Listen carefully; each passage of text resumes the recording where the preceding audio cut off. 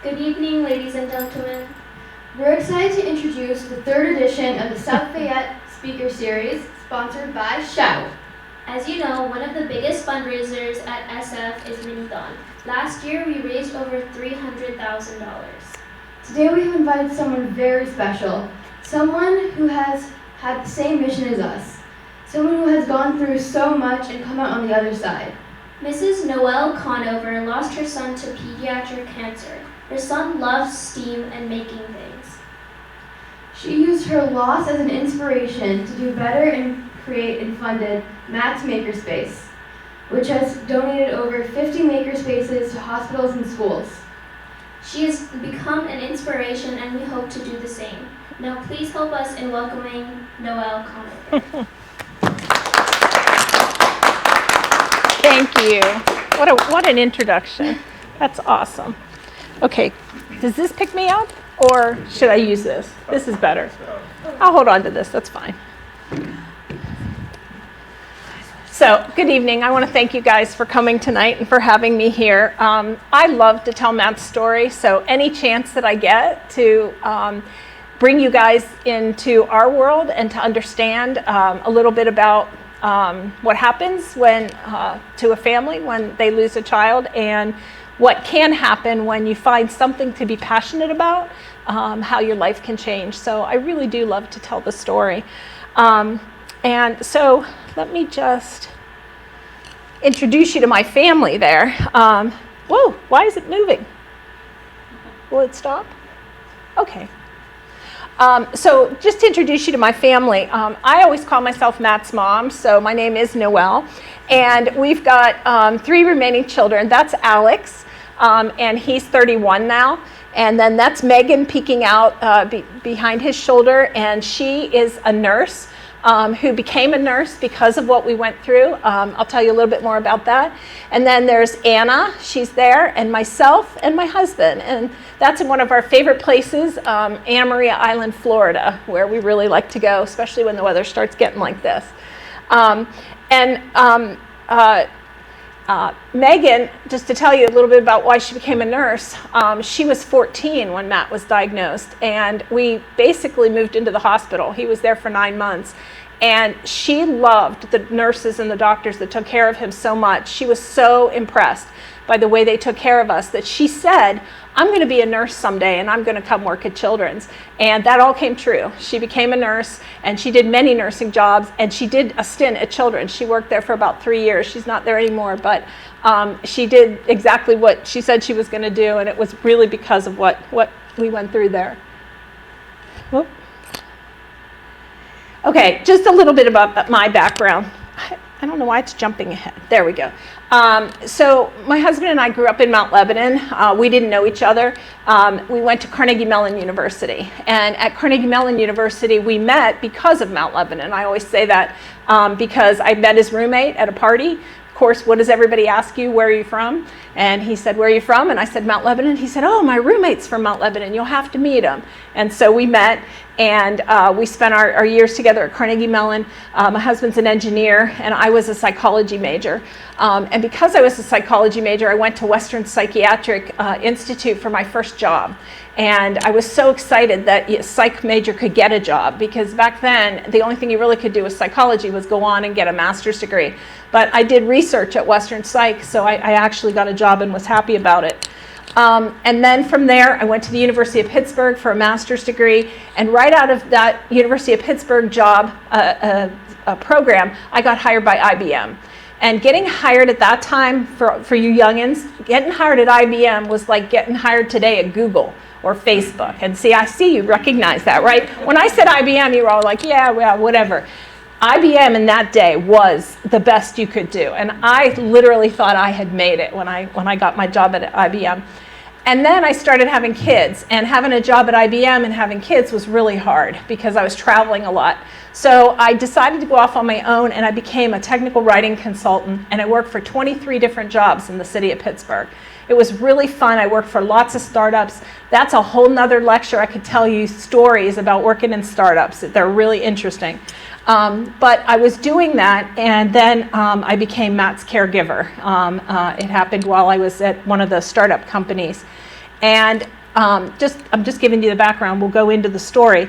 But then my next part of my career, I got to work at Children's Hospital, and that's where I am today. I've been there for 13 years. I'm getting close to retirement. I'm not really counting the days yet, but almost. And I kind of wear 4 hats at the hospital. The best hat I wear is Matt's mom. I'm a patient advocate, so I can tell people at Children's anything they want to know about being a patient family, because we lived in that hospital for 9. Well, we didn't live in the new hospital. We lived in the old hospital, and that was a whole nother story. But I know what it's like to be a family of a child that has a terminal illness.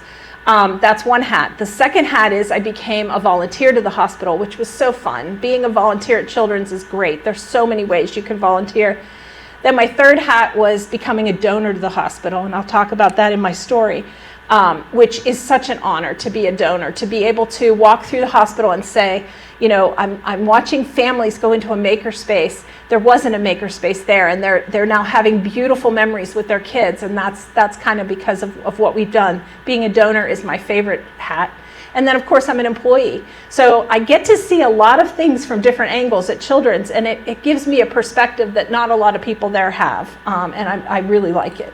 And then my final job is Matt's Makerspace, where I'm the executive director and co-founder with my husband. And as you said, we're close to 50 makerspaces by the end of next year, and I never dreamed that never dreamt that we would be running a nonprofit and have that many makerspaces.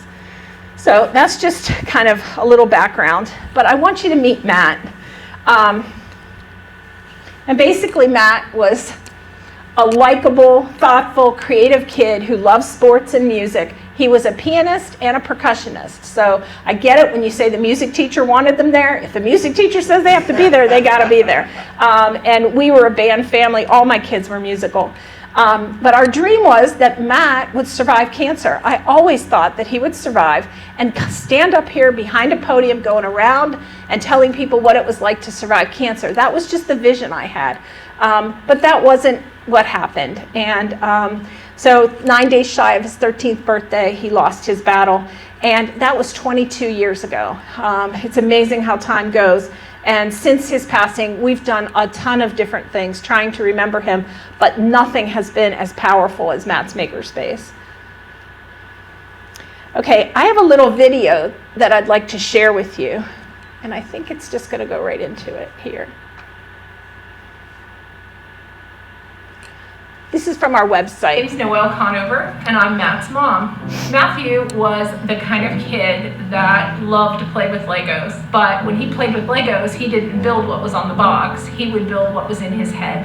When Matt was 12 years old, he was diagnosed with cancer. Matt was in treatment for 9 months, and ultimately he lost his battle. We as a family never dreamed that something like that would happen to us. We really wanted to thank the community in some way for what they had done for us. And so it made a lot of sense that we would come here to his elementary school, and we wanted to give a gift back to the community. And so we sat down in this very room with the principal of the school, and we said, what do you need? What can we give you? And he said to us, sit down, I want to talk to you about makerspaces. Do you know what a makerspace is? We had no idea what a makerspace is. The thing is, when we came home from that meeting that day, it was like a light bulb had been turned on, because we finally realized that they were talking about Matt. Matt was a maker, and even calling it Matt's Makerspace, that came that day to us.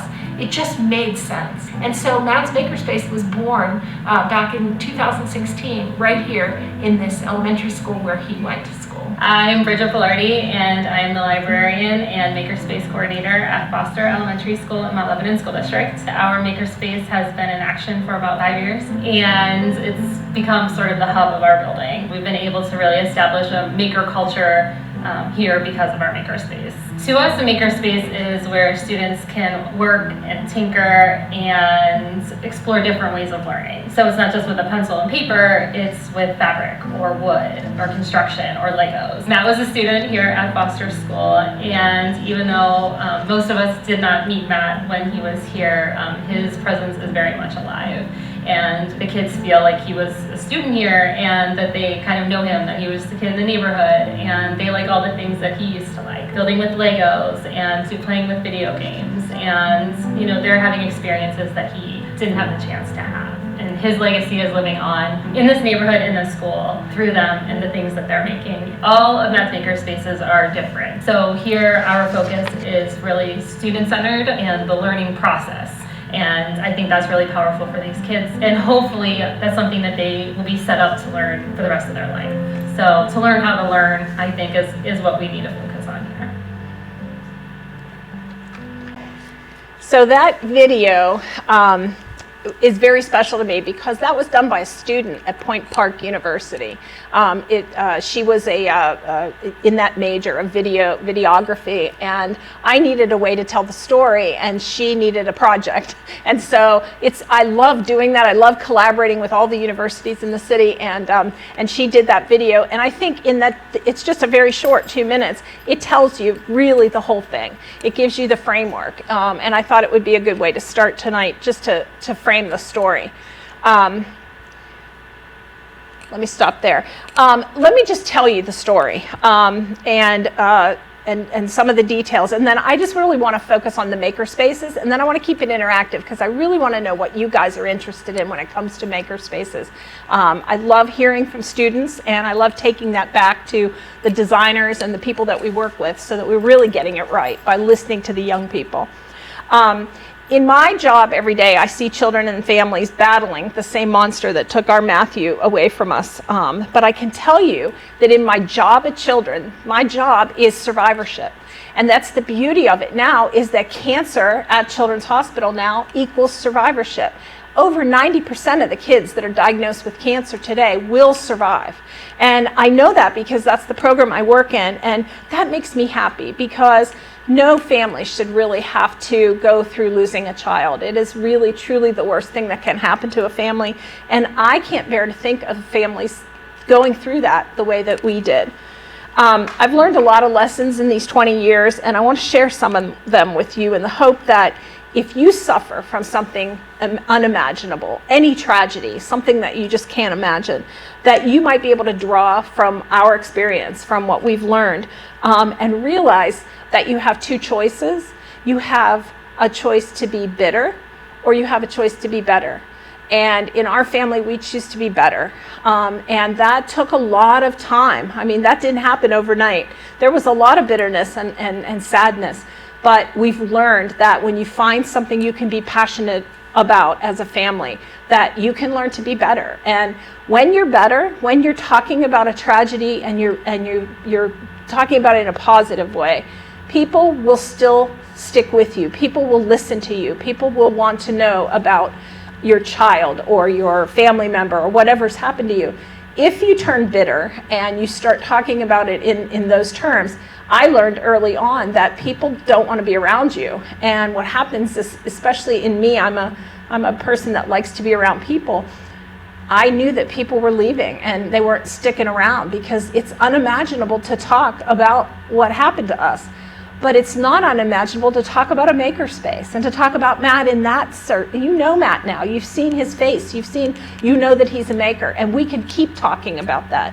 And so it was always my goal to keep people talking.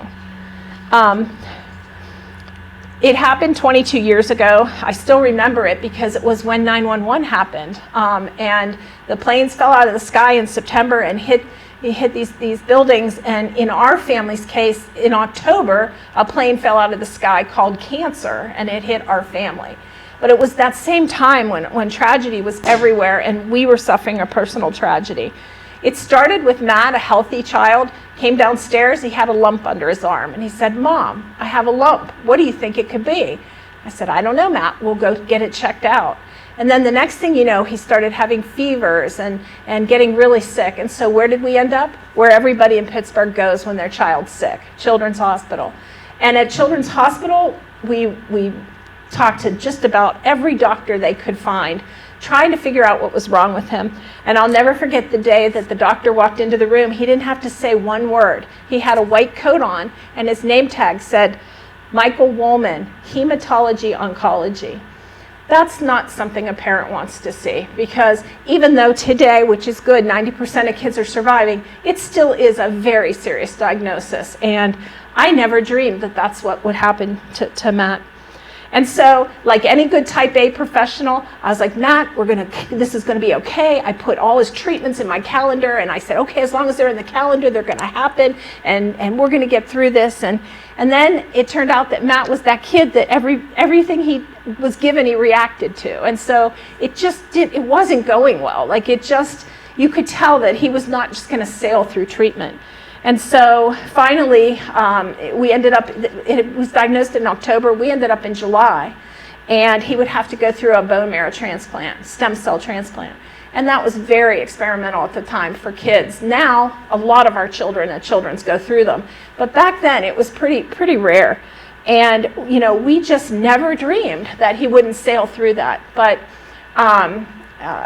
things did not go well after the transplant. He ended up in ICU, and so on July 5th of 2002, Matt passed away in our arms, surrounded by our family in the ICU, and it was the old hospital. So, if you've been to Children's, and I kind of hope you haven't, unless you want to come on a tour, I'd love to give you a tour, but I hate to tell people to come to Children's because that means their child has something going on. But the new Children's is beautiful. It's a gorgeous hospital, and it was designed for kids.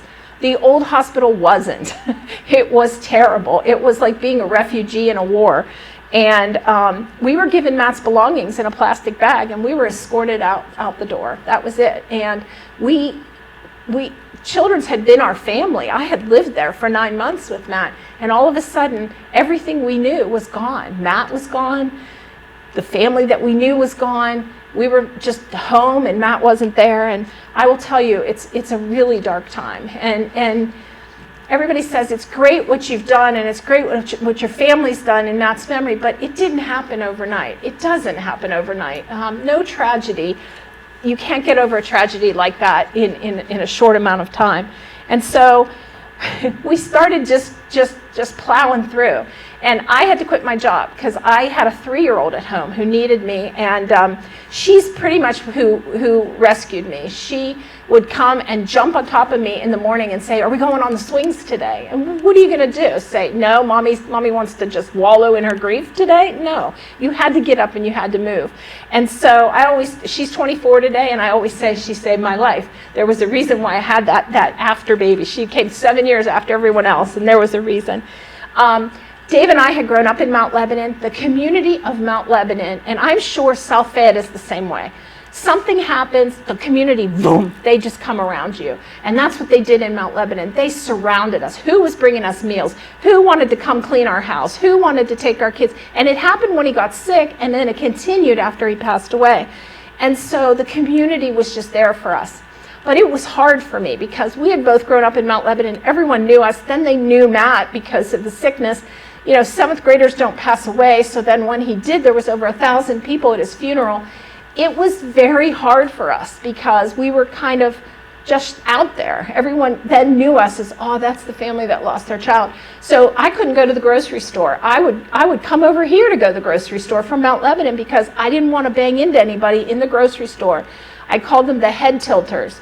They'd come up and they'd tilt their heads and they'd say, "Oh, how are you?" And I'd say, "Oh, I'm not so good." And then I found I was comforting people in the grocery store, and it was like, no, this is not what I want to do. And so I felt so like a fish out of water in my own hometown for a very long time.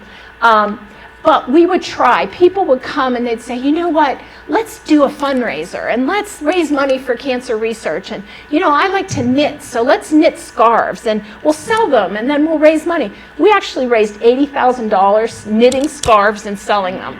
It was phenomenal. I learned to knit.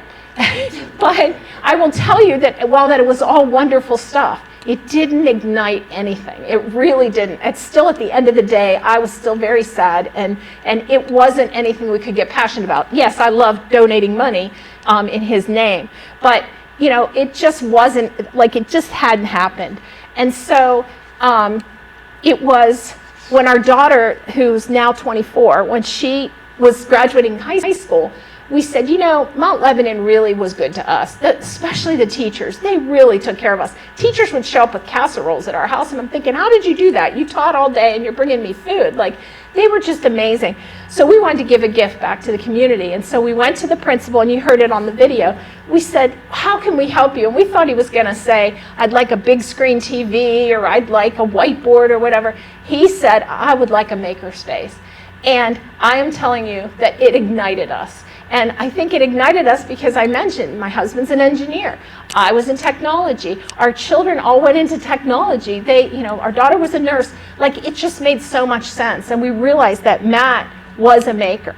And so we started designing makerspaces. And if you want to know what a makerspace is, this is what our mission is to inspire a new generation of creative, collaborative, and experiential learners through STEAM-focused programming. And that sounds really great. It's like, how did I come up with that mission statement? I didn't know anything about makerspace. So what we did was we looked around the community. And where's the first place we went? Well, we're both Carnegie Mellon grads. We went to CMU. And we went and we looked. CMU has a makerspace in every closet on campus. They've got like 100 makerspaces there. And so we learned about them, and we learned what's good about them and what's bad about them.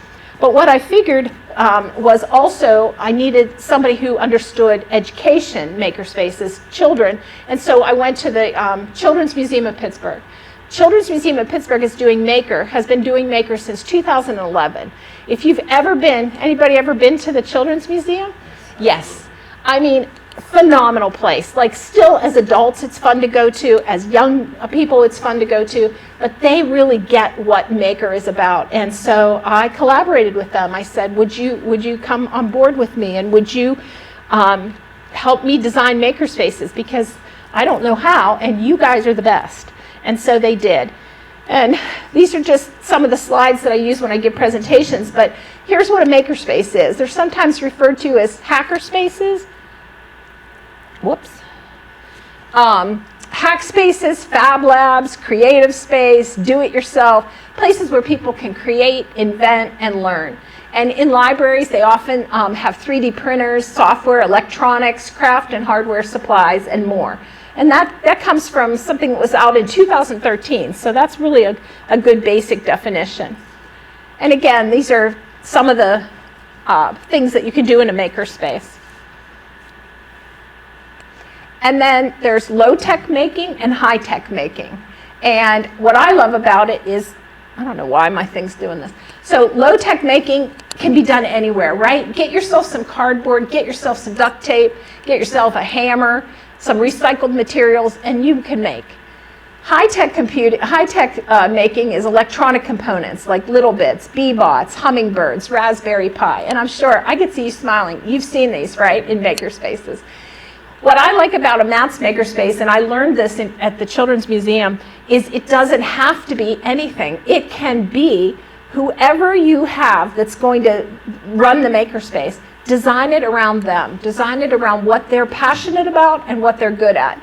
And so out of our over 40 makerspaces that we have currently, with 10 more next year, they are all different. Every single one is different. You can walk into one and you'll see sewing machines because the teacher wanted to learn to sew. And fourth grade boys love sewing machines. We know this. They ask for them for Christmas. The parents all want to know why.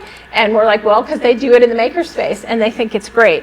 Or you might go to another makerspace and all you'll see is 3D printers because it's designed around somebody that knows how to do 3D printing.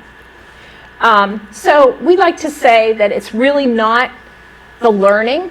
It's the learning. It's really not the stuff. A makerspace is really not about the stuff that's inside the makerspace. It's about what happens, the process that happens. And when I go to visit makerspaces, my favorite part of the day is to get down on the floor with the kids and just get in their faces and say, okay, what are you doing? What are you making? And from kindergarten on up, I get the best answers. And a lot of them, they'll parrot the engineering design process. They'll say, well, here's what first of all, I drew a design because I wanted it to look like this, so I did that. And then I started making it, and you know what? It didn't work. And so then I went back and I refined my design, and now it works. And I'm thinking, you just gave me the whole engineering design process, and you're 5 years old. And that's what they're teaching in these makerspaces. And so it's really great. And one of the things we found when we started giving away makerspaces was that companies have been giving away equipment for a long time. But the difference is that a lot of them will just drop the equipment and run. We don't do that. So when we give a makerspace away, we give equipment, we give the design of the makerspace, we give teacher training, which is hugely important, and we give programming, so curriculum and activities and things that happen in the makerspace. That's a key, because you just can't leave the stuff and run. Teachers today are they're so overworked. I mean, we can't ask teachers to do one more thing. And if we just leave a 3D printer in the room and say, go to it, go on YouTube and try to figure it out, it's not going to get used. And what happens is those 3D printers are great coat racks. You can put a coat right on top of it, and they store really well there. And I see that when I go into schools. If I see storage in a makerspace, I know it's not being used. And so you won't find that with our Matt's makerspaces. Why is making good? You know, why? There's the engineering design process right there. Ask, improve. I'm having trouble with this thing. Okay, ask, imagine, improve, plan, and create. That's really the process. And again, you know, why is making good for kids? It engages them. It's multiple modalities. It's inquiry-based, so you're solving a problem. Engineering design process, problem solving. And then what are those skills that we're looking for in maker learning? And we call them the 21st century learning skills. I knew it was going to do that, so I stayed here so I could do that. Okay, so all makerspace activities are encouraging the development of 21st century learning skills. What are those? Creativity, innovation. How about communication and collaboration? Where can you collaborate when you're sitting like that in a classroom and the teacher's standing up front and just talking to you? Are you collaborating? Not really. The only collaborating you're doing is maybe breathing in unison. But when you get into a makerspace, you start doing teamwork. You start collaborating. You bounce ideas off of each other. And then the other thing is flexibility. One thing I've seen post-COVID going into these schools is teachers and students really want to be in the makerspace above everywhere else. Because we've had it with the way we were learning during COVID. Nobody really wants to be in the classroom sitting in a chair. In the makerspace, people are free. They can be flexible. They can be adaptable. And we're just seeing a resurgence of it post-COVID. These are just some slides that we use. One of the things that we do is we teach math. Elementary math is really effective in a makerspace. And this is just kind of the way they do it. They make it hands-on. They use visual images. They ask students to explain their ideas. You can incorporate storytelling, show new concepts, and let your students know regularly how you're doing. That's one way to teach math in a makerspace. So over time, we've been able to collaborate with many partners. And I just have some of them up here. It's going to switch, so I'm going to stay here until it does. Okay, not going to go. All right, so these are just some of our partnerships. There's Matt's Makerspace up there. The Grable Foundation, I'm sure you've heard of. They sponsor programs for education across Allegheny County. It did it later.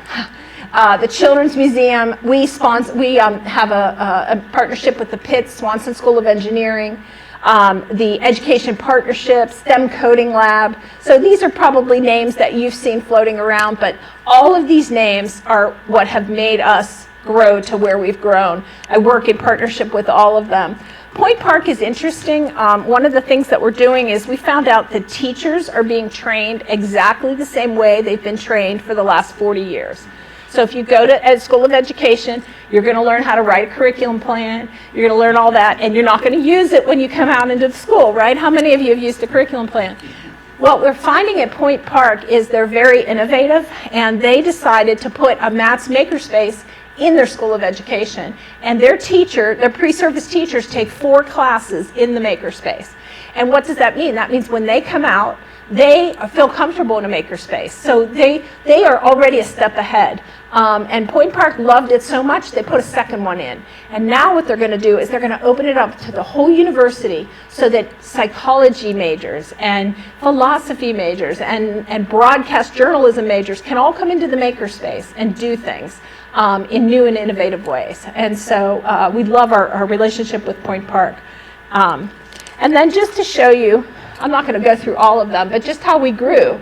You know, we had those 7 at Mount Lebanon, then we went into Children's Hospital, we did some nursery school. You see South Fayette on there, number 13. So we worked with a lady called Eileen Owens, who I knew from PTA in Mount Lebanon. We were both PTA presidents, that's how far back we go. And Eileen was always a firebomb, like she was the best. And I knew that she was going places. Well, when she was here as your director of technology, we did a PA Smart Grant together.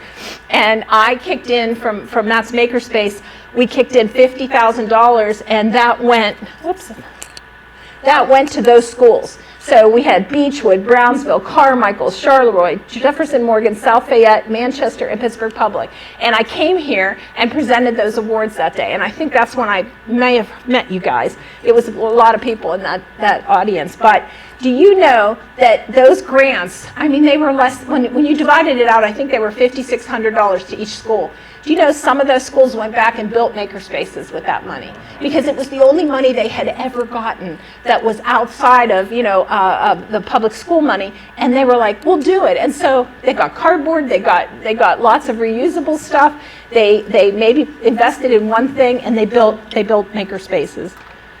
And then just, showing you some of the other ones. So 35 were up there, just kept plugging along. Albert Gallatin is a great story because they go all the way down to West Virginia. And they have a lot of students who aren't going to go to college, but they wanted to learn like fabrication and the laser engraver and things like that. So we gave them that kind of equipment, and the success that's coming out of there already is great. That those kids are learning laser, engraving. They're learning that we give them a CNC router. They're doing all of that, and so that's workforce development. That's really cool stuff. And then another really cool thing that we did was we decided that with all the talk about mental health, that we would approach Western Psych and see if they would want a makerspace. And boy, did they ever. They are so excited. They put a makerspace in the hospital, and they liked it so much. The patients from age 3 to 93 can go in that makerspace. And think about it, these are kids, adults, and older people that are hospitalized for mental health. And they can go in a makerspace and they can talk about their feelings, they can do group therapy together,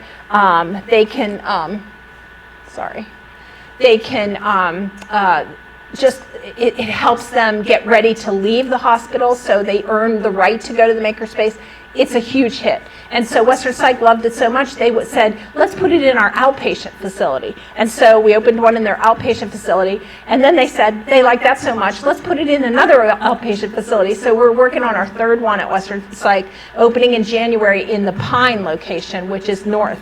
And for mental health and making, we know it works.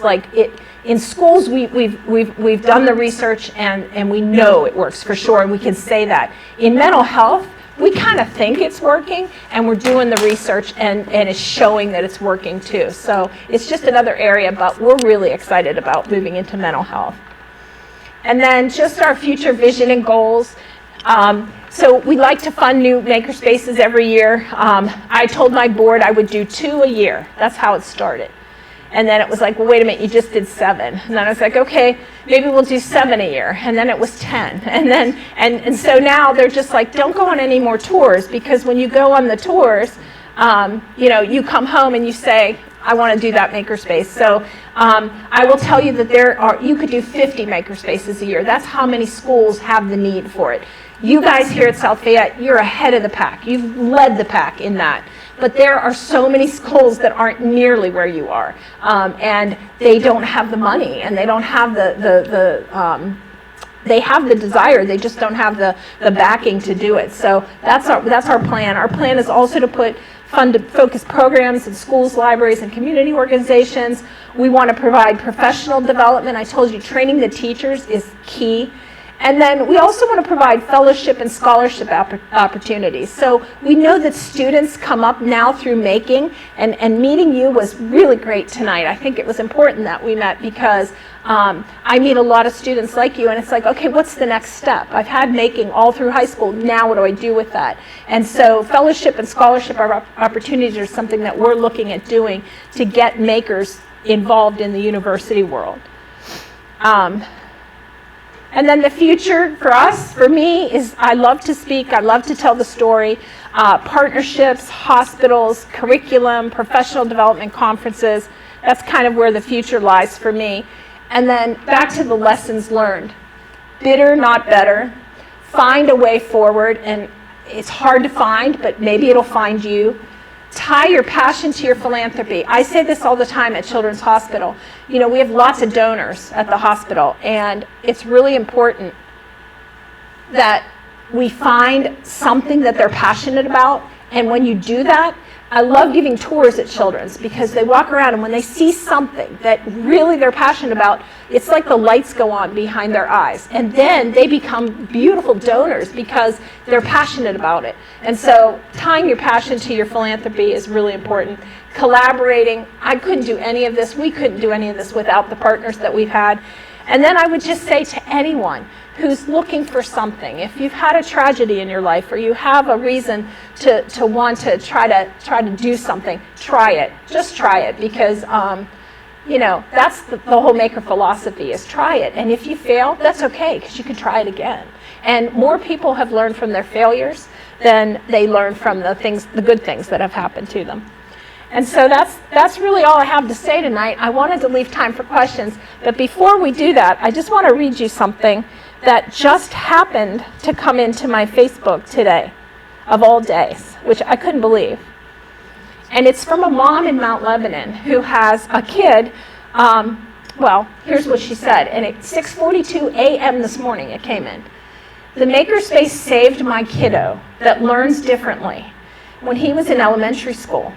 His teachers were so impressed with what he could build and how he could express his understanding of things through building things. One teacher said, "I wish I could see into his brain to see all that he was thinking." He's now a confident junior at Mount Lebanon High School and has found his niche and dreams and goals that include college. I attribute this to Matt's Makerspace. Thank you for that legacy. I mean, this morning. So who knows? You know, and for me, that's it. This could be the reason. I could shut down today, shut it all down, shut down Matt's Makerspace. We're done. I affected one human. That's enough for me. It means the world to us to be able to work with young people and help them. So thank you for your attention. If you have any questions, I'd love to answer them. Thank you.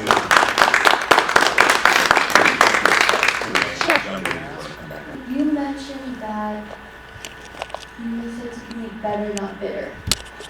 When did you first start noticing, and how did you decide to change? Before you created the Makerspace, how did you change your wording to be better and not bitter? So I think I mentioned it, or at least I touched on it. When I realized that, and I can tell you the moment it happened, Mount Lebanon has a scholarship program. And every year, all the bereaved parents go back and present scholarships in their children's name. That's just, when a child passes away, there's just not anything anyone can do. And so a lot of people start scholarships. So every year we would go to this, and it was probably 2 or 3 years into it, and you start seeing the same people there, you know, because nothing's changed, right? You're giving the scholarship away. And there was this one teacher that would come back every year. Her son had passed away, and she had a scholarship in his name. And his death was unfortunate. All deaths are. But he had died because he had an inhaler for asthma, and it didn't work. And that's just tragic, right? I mean, an inhaler should work. And she would stand up and give the scholarship, but she would take 10 minutes to present the scholarship, and she would spend those 10 minutes saying to people, you kids, you need to go be lawyers. And then when you're lawyers, you need to sue these companies, and you need to make sure that you give it to them, and that they don't do this, and they don't do that. And she was so angry.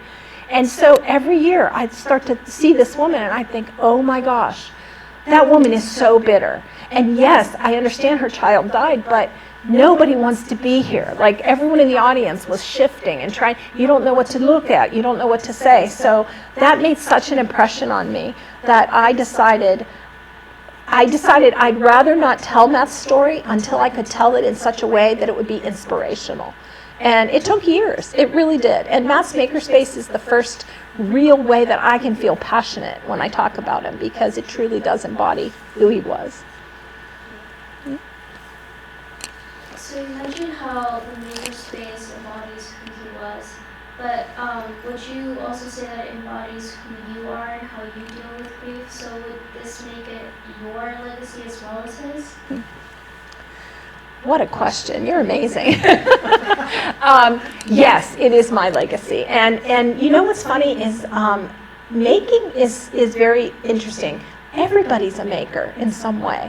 I think a lot of people don't know they're makers, but when you get in a makerspace and you start tinkering, or you start, and maybe you gravitate to the electronics, or maybe you gravitate to the Legos, or to the blocks, or whatever it is, it does bring out something in you. And they've done studies where they've looked at people's brains when they're doing this kind of stuff, and their brains are like firing, like on all cylinders. So creativity and learning in a makerspace is, I think it's for everyone, and I certainly love it. And it's lighted a fire in me as well.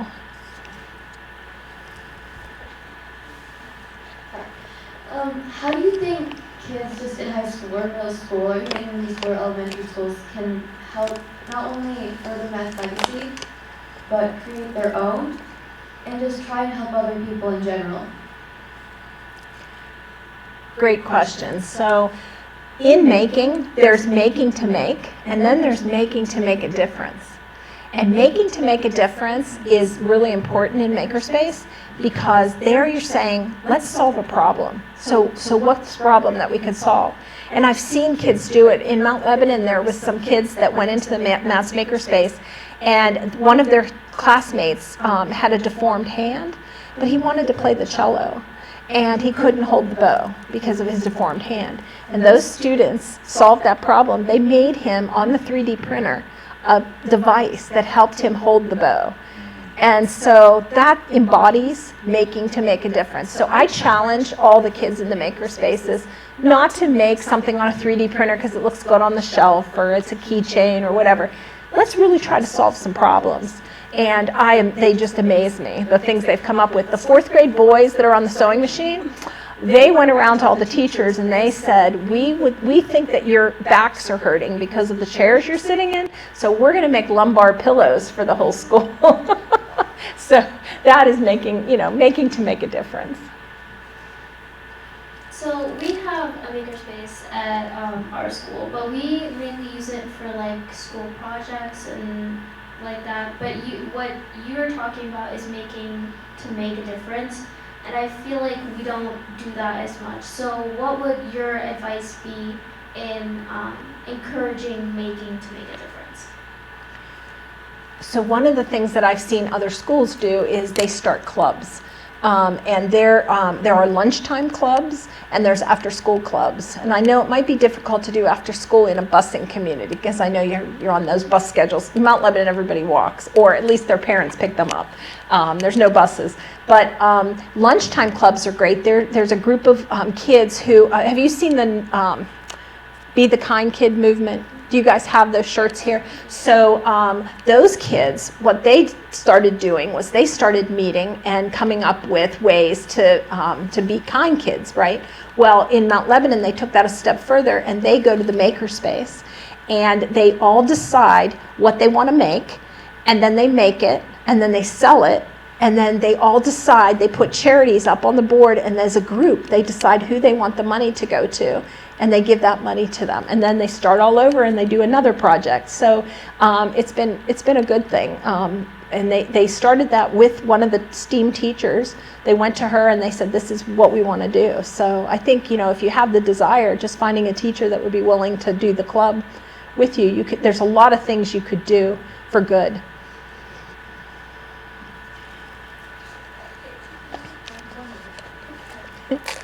So the kids graduate high school. Some choose different career pathways. Some go to college. Some immediately start working in the workforce. Despite what options to choose, everyone has something they can do to help. If somebody, let's say, is doing a job where they don't have direct access to something that they can make, and they're just stuck with cardboard or the bare minimum, how would you advise them to make? How would you advise them to help inspire others? That's a tough one. But I think that you can find anything on the internet, and I think YouTube is a great place to learn how to do anything. And so I would say, if they were by themselves, that they could tune in to all kinds of different YouTube channels on making. There's lots of resources. The Children's Museum has a wonderful website where you can go and find resources that have different lessons you can do and different curriculum that you can follow. And then I would in the community, there are places in the community where they could volunteer. There's a great place called Assemble in Garfield, which is a maker space for kids that may not be able to afford it, and they have volunteers. So I would think that if I were somebody that wanted to try to get into making, I would turn to the internet to try to find a place where I could do that.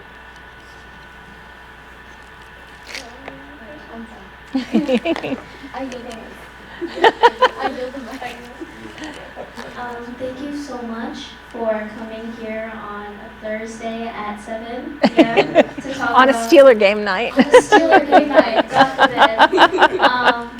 But thank you so much for sharing your story and Matt's story and giving us a maker space for which we can make.